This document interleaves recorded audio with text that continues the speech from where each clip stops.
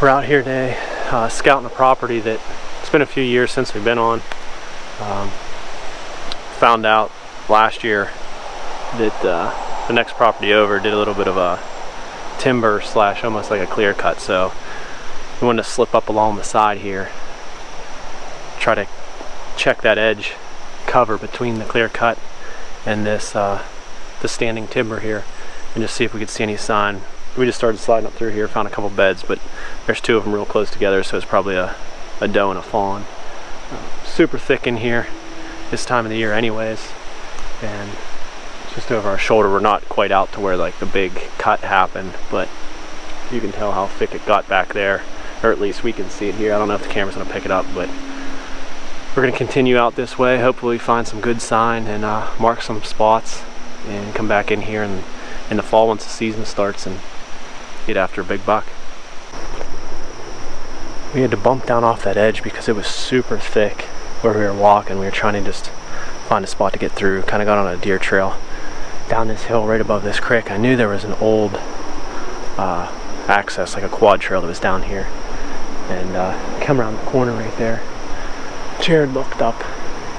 There's a pretty sweet tree right here we'd get a stand in, but we're definitely coming off this hill right here behind me, crossing this creek, and there's tracks on top of tracks down here in this creek bed, and then on up, just up over the hill, probably 100 yards. There's a field up there, so it's obvious they're coming down through here and heading up there to eat in the evening. So probably gonna follow this creek, just try to swing back up to where that property is that got logged, and keep going down that edge.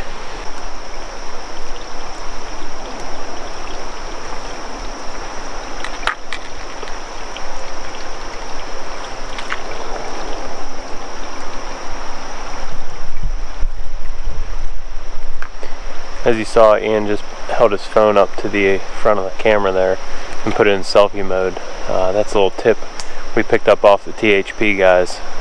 Big fans of theirs. They got a lot of great content on YouTube, and it's pretty neat. Just kind of just put your phone right up against the camera flat, put it on selfie mode, and then you get a preview of what you're actually pointing at and what your pictures are going to look like. So real cool tip. We'll have to give credit where credit's due. So that's from the THP guys, but everybody go ahead and use that, and your cameras will be actually set up and get decent pictures.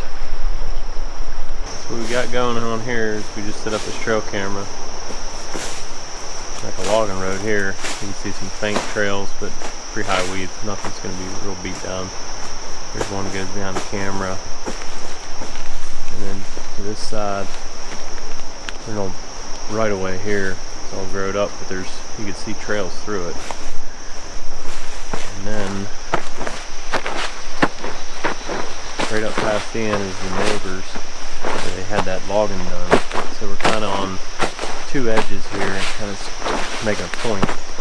Just set the camera up here, and Ian's actually kicking in them off straight. Just so happens we get a real nice looking branch here. Get the dirt tore up, get it centered up, and then should be able to at least get them to stop if they're going to come through, regardless if they're rut or not. A lot of times scrapes are communal, just to kind of pass communications between the deer, so they'll stop regardless if it's a rut or not. So we'll get it centered up, or at least get them stopped for a good picture, get an inventory back in here, and then maybe they'll actually adopt it towards the rut and start using it as they travel through here. Might be a good ambush spot. We got down in here to this creek bottom, kind of like just a spring creek. Catch some runoff, made some springs up above us, but there's this little pool, and as dry as it's been all year, there's a lot of tracks around here, kind of like a nature-made water hole. Got a pretty good trail over here, a lot of heavy tracks coming down it, and you can see pretty nice water hole, bunch of tracks in the mud all the way around it. There's multiple trails coming in and out, so we're gonna set up another camera right over there and monitor this water hole. We followed this drainage up from that water hole, and it led us to this marsh. bunch of cattails and stuff. Ian's seen a pretty decent trail that cut across the drainage up behind us here, and he's going to take it that way. I gave him a trail camera, and then I'm going to head to my right and stay on this side of the marsh, and then we'll head up to the top of the ravine and meet back up. So Ian will be on the side where the clear cut is. I'm going to stay on this side where the heavier trail is. We'll see what we find.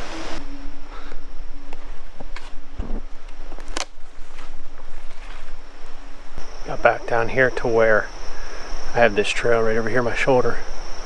They're coming down the hill and crossing. This is just above that little pond area where we just set a camera, and then above that up this ravine is where we ran in that marsh, and there really wasn't any trail where they were crossing. So hopefully I'm gonna get on this and can follow a trail, find a pretty decent one, and that's heading in the direction of the clear cut. So hopefully I can just stay on that edge, and like Jared just said, we can meet up at the top of this ravine and see what we came up with.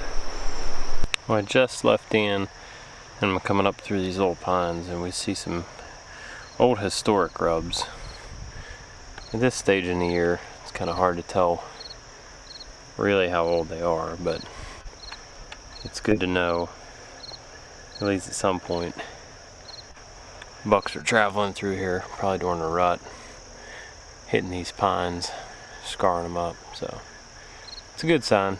Not super fresh, obviously, but it's at this stage in the year, it's kind of hard to tell how old they actually are. But they might be some of last year's, but probably not.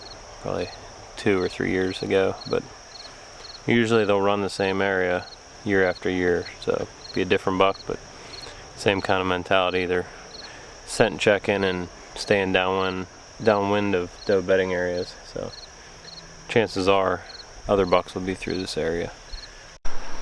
Alright, I followed this thick, nasty stuff up through here, got on what looked like a couple trails, finally hit a spot that kind of opened up right on the corner of this clear cut here.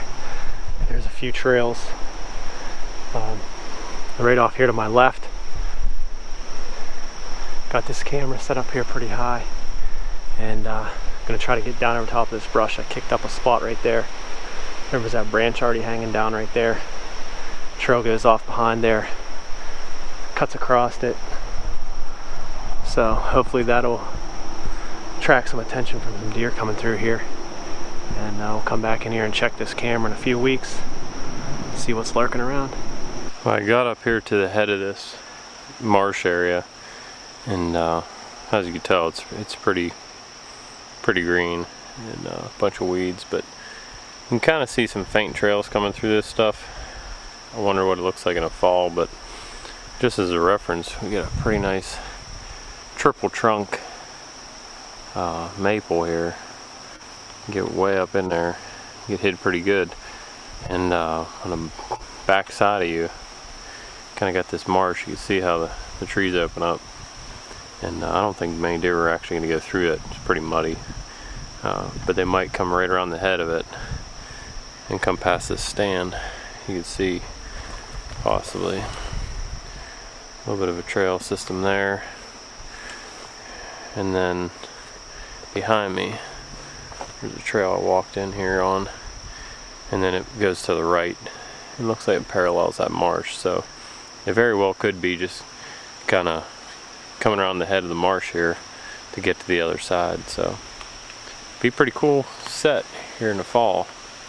Kind of open in front of you, get some decent shooting, but all around this stand site it's really thick, so they can be bedded right up on top of you, and seems like a pretty good spot for bucks to cruise from one thick spot to the next checking does. So I'll have to check back on this tree towards fall.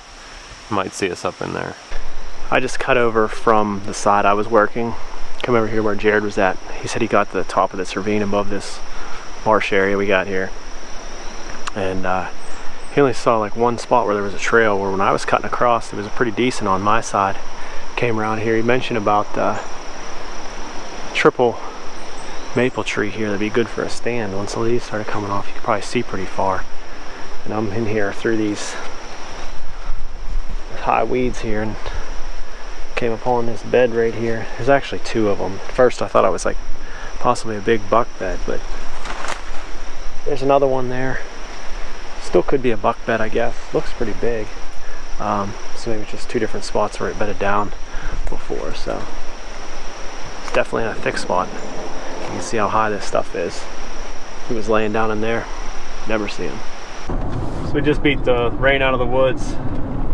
Did some pretty good scouting this morning on the property. We put 4 cameras out, I believe. So we'll wait a couple weeks, go back in there and see what they picked up, and then make a decision if we're going to keep them where they're at, move them around.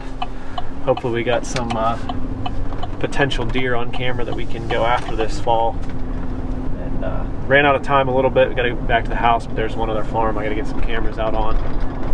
Actually seen some bucks around there in the evening driving past the field, so want to throw a couple cameras out there, actually throw some feed in front of them. We have a couple more weeks before we got to pull all that stuff.